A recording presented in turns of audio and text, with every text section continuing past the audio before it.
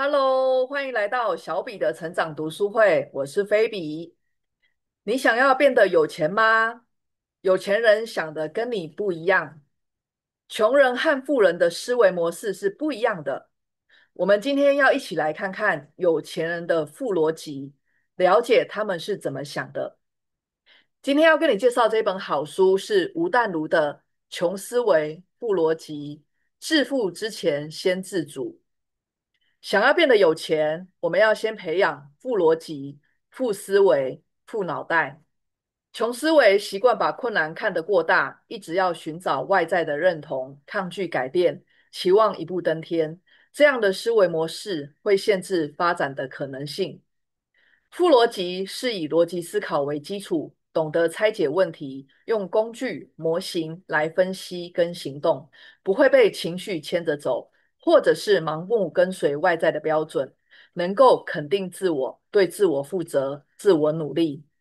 穷思维富逻辑提供了许多富逻辑的思考工具、行动方法，帮助你在生活中能够充实你的人生使用工具箱，让你的工具箱里面有各式各样丰富的思考工具，在致富之前能够先自主。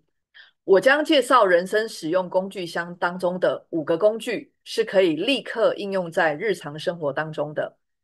人生使用工具箱的第一个工具是1%的自我更新，拒绝内卷的活。在半个世纪以前，生态学家约翰·卡尔洪做了一个老鼠实验，命名为25号宇宙。他做这个实验是为了要模拟在有限的空间里面，如果人口密度越来越高会怎么样。他盖了一座四边长为2.7米、高为1.4米的方形栅栏围成的空间，并且提供了食物跟水，可以养活3000只老鼠。一开始只放了4对老鼠，让它们可以无忧无虑的在里面吃喝繁衍。到了600天左右，老鼠星球开始出现巨大的混乱，老鼠们互相残杀，甚至会吃掉小老鼠。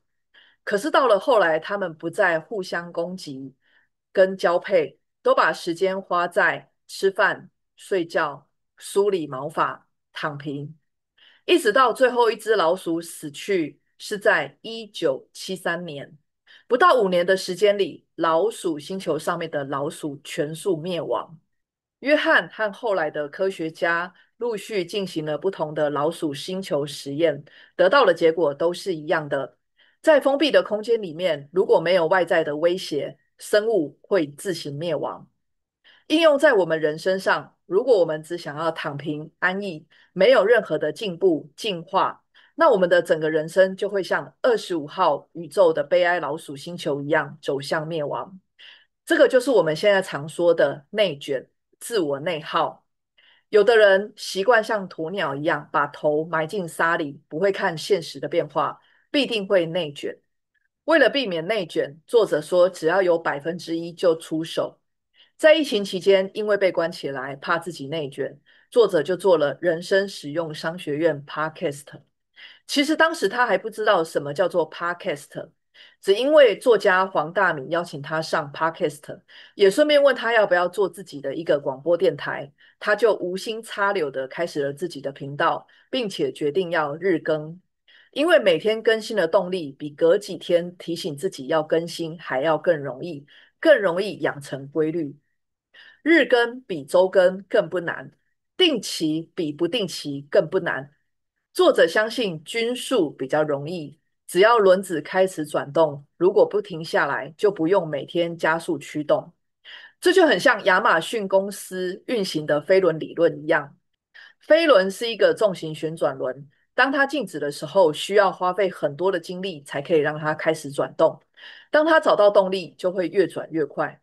飞轮持续转动后，就能够用更少的力气跟能量，达到更有效率的运动。这也可以应用在企业跟我们个人的学习上。这也就像是火车开始行驶，需要比较多的动力才可以推进。当你习惯前进以后，只要用一点点力气，就可以让它在轨道上继续往前走。只要有1%就出手。作者这里讲的不是买股票，而是指人生的新天新地。不出手就会内卷，就像25号宇宙一样会灭亡。只要有1%就出手，没有什么好损失的。你不是得到成功，就是学到经验。不要躲在内卷里的封闭星球里面自取灭亡。人生使用工具箱的第二个工具是改变5%，创造独一无二的奇迹。很多人会把改变想成是翻天地覆的大翻转，一想到这里就很容易自我怀疑，担心自己做不到，也被绝对不能失败的心理压力给击垮。作者刚开始练习马拉松跑步的时候，前3个月真的非常的勉强，但是他只告诉自己，每个礼拜好歹也跑个5公里，先小跑100公尺，再用走的200公尺。他没有找专业的教练，因为如果一开始对自己期待太深，心情会太沉重，所以他给自己设定一个最低限度的目标，不要期待自己一下就有大翻转，也不要过度的严格。作者一直在使用这个5%的改变法。我们要一起来认识学习理论的3个圆圈：舒适圈、学习圈、恐惧圈。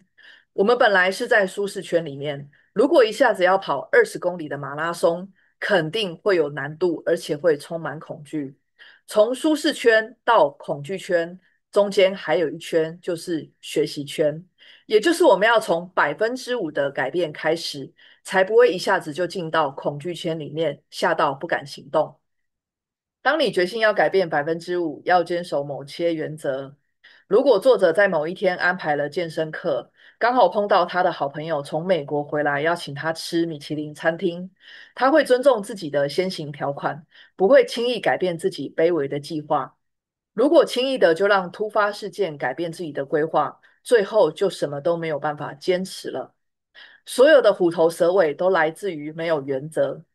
自律的人都是有原则的人，而且适度的自律会让我们很有成就感。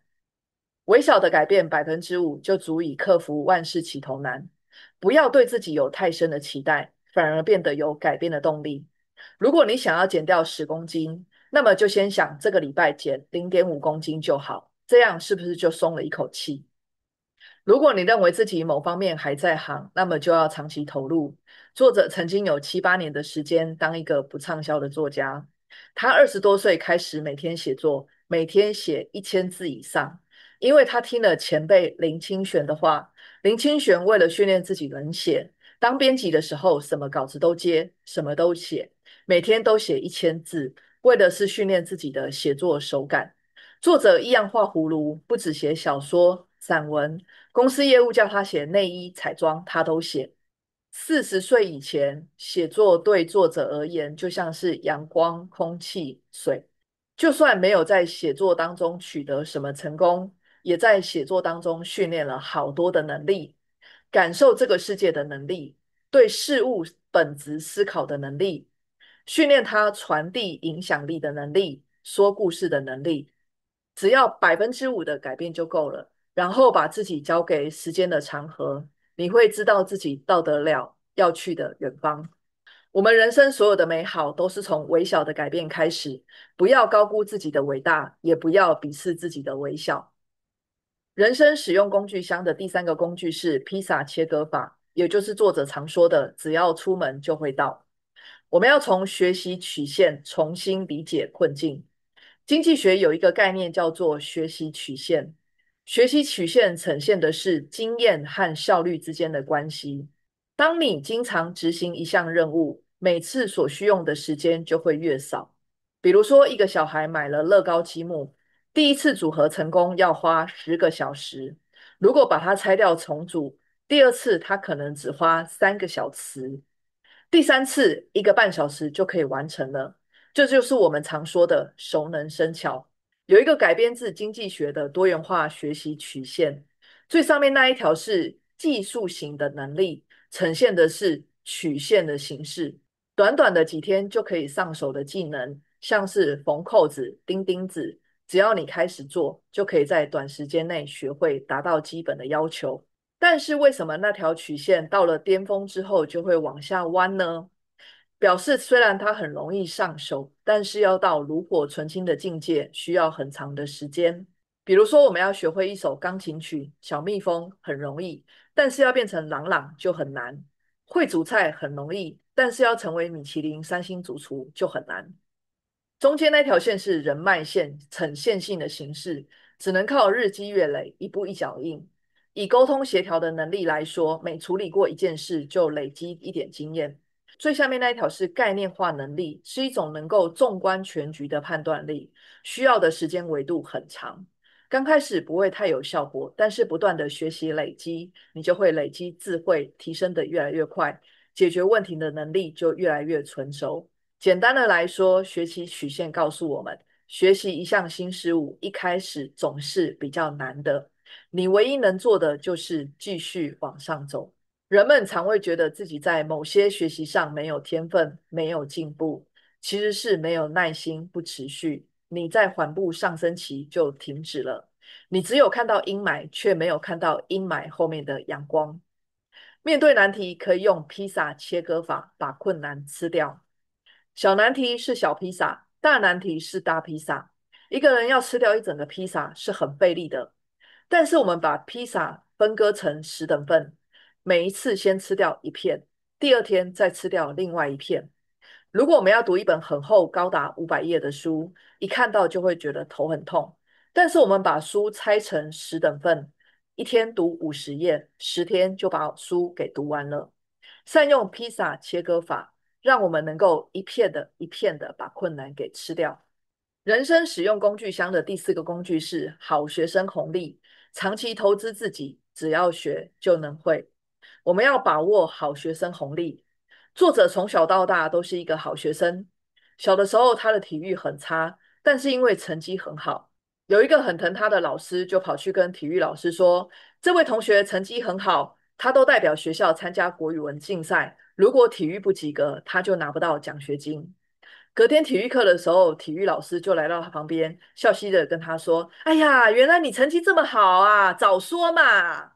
这里不是要教大家厚黑学，而是作者很早就体会到好学生带来的红利，这就是社会现实。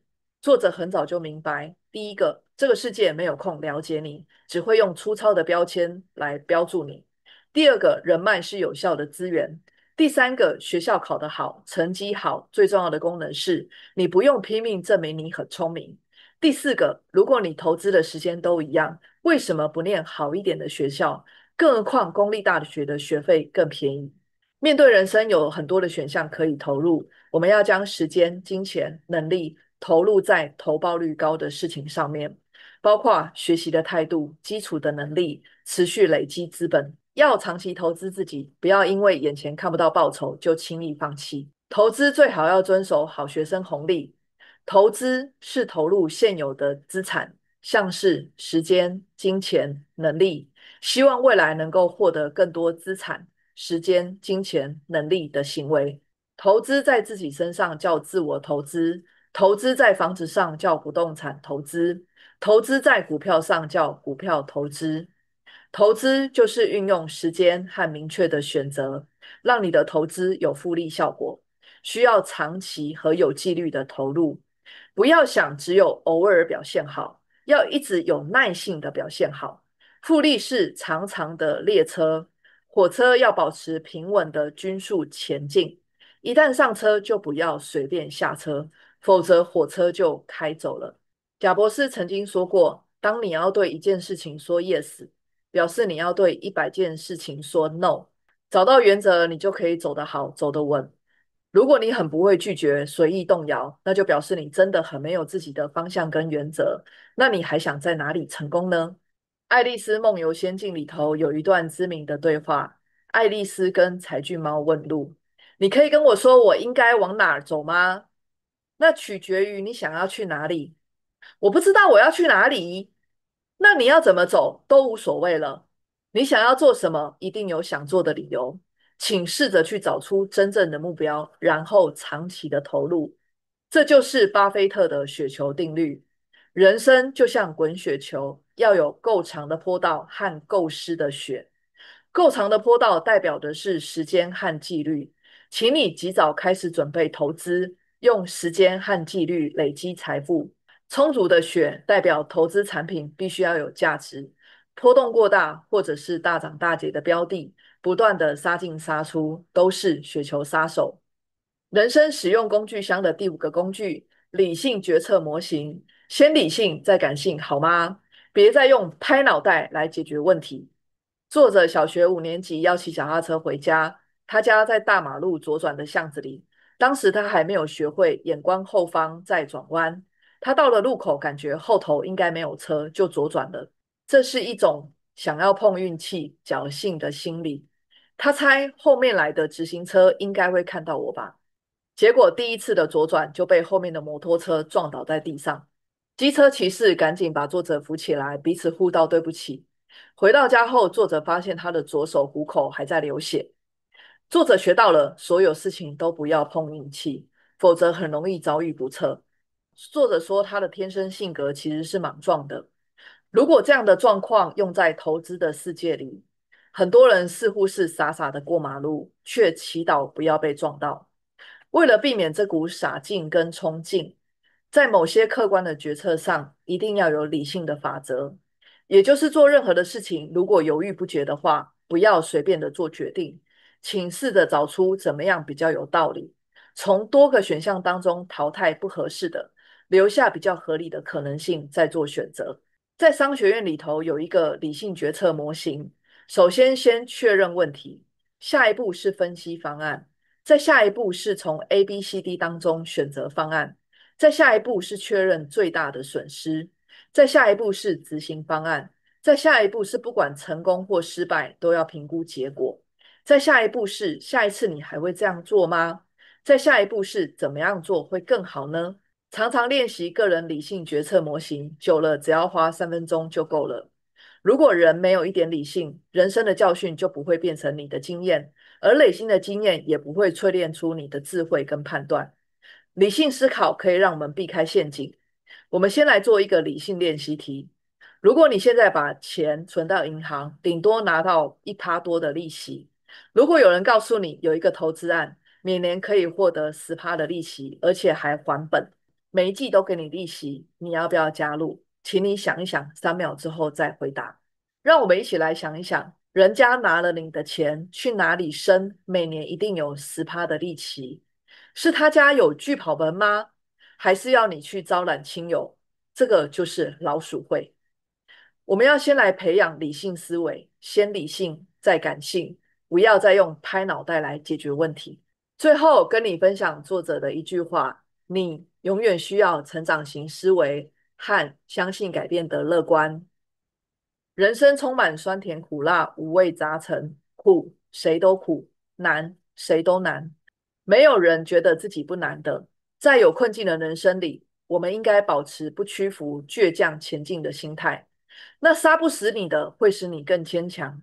当考验来临时，你没有逃，也没有躲，也没有慌慌张张的问别人该怎么办，而是开始问自己：我要如何解决呢？要怎么样才可以顺利过关？